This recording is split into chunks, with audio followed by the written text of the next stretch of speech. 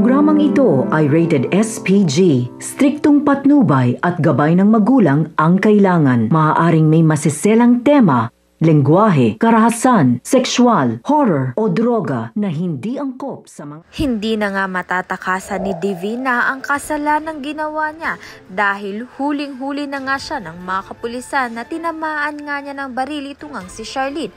Ngunit tagumpay naman nga itong si Leilani na mailigtas nga itong si Charlene at may dala nga sa ospital.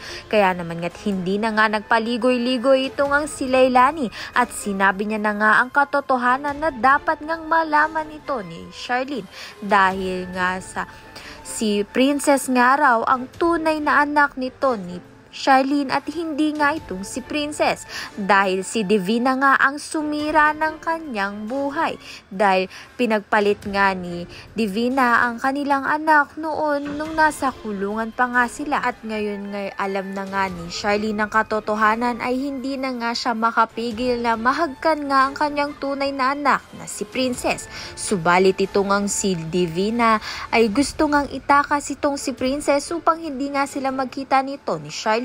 Ngunit hindi na nga mangyayari yun dahil aarestuhin na nga ito si Divina dahil mapapatunayan na nga ni Leilani na inosente nga itong si Charlene at siya nga si Divina ang nagtangkang pumaslang sa kanya. Kaya naman nga si Divina nga ang makukulong. At sa wakas nga itong ang si Raymond ay pinaglaban na nga itong si Charlene sa kanyang ina na si Sonia na mahal nga raw niya ito kaysa nga dito kay Divina.